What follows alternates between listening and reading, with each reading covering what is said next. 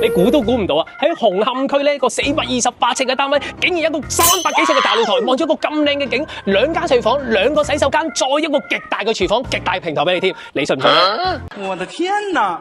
當我醒來，太陽已喝醉，這個冬天特別寒冷，沒有人能跟我說話，黃色野貓只有它知道。Oh my God, don't let me alone。歡迎老闆翻到嚟我哋必家方盈會428尺大平台大天堂嘅單位啊！入到嚟客飯廳呢邊望一望先，呢邊門口咧用咗3星嘅智能門鎖，而家大路都用呢隻啦，非常地好用啊！而且發展商冇浪費到任何一絲一寸嘅空間啊！呢兩個位置咧亦都做咗個大衣櫃俾你噶啦，而喺左手邊呢個位置咧，我哋亦都會見到西門子嘅雪櫃啦，廚房嘅延伸部分上邊都做咗好多組合櫃噶啦，而廚房位置咧，我哋做咗呢邊咧就係內嵌式嘅 open kitchen 啊！而呢個 open kitchen 咧，所有儲物量空間非常之多啊，加埋我哋3.5米嘅樓底咧，望落去感覺同埋儲物量兩者實用啊！而我哋入邊廚房電器品牌採用咗 Miele 嘅抽油煙機啦，西門子嘅無火煮食啦 ，Mia Cucina 嘅有火煮食爐頭啦，呢邊就貴嚟嘅啫 ，Miele 嘅微波爐，再加呢個西門子嘅洗衣機咧，空間用得揼揼合合，非常誇張啊！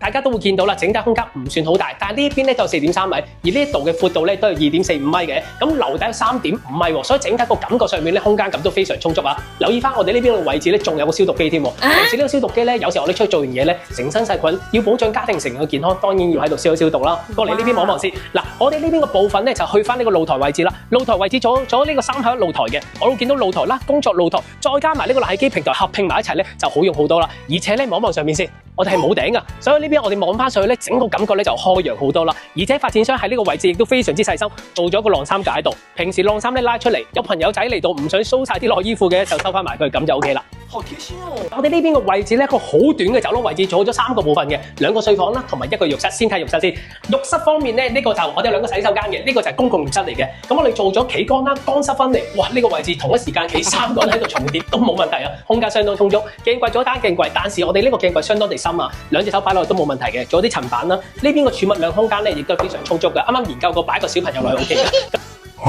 細房就真係唔係好大啦，就細房嚟嘅。呢個位置大概2.05米度啦，6尺8，3尺床，3尺衣櫃，空間冇問題。但係留意翻，我哋有3.5米樓底，絕對呢隻房間咧需要做翻呢個垂直空間啦，上床、下衣櫃，再加書台，空間就好用好多啦。我哋呢個主人房係連帶一個套廁嘅，咁但係我哋先講室內面積先。我哋呢邊個面積空間咧，廳房同佢係望翻何文田站一帶好開揚嘅景觀啦。我哋呢個位置要擠翻6尺床，完全冇問題啊！但係衣櫃擠邊啊？發展商咧好窩心，已經準備咗一個巨型大衣櫃俾你啦，而且亦都標配咗一個咧 Samsung 嘅消毒衣櫃俾你。哇，好細心啊！明知而家多細。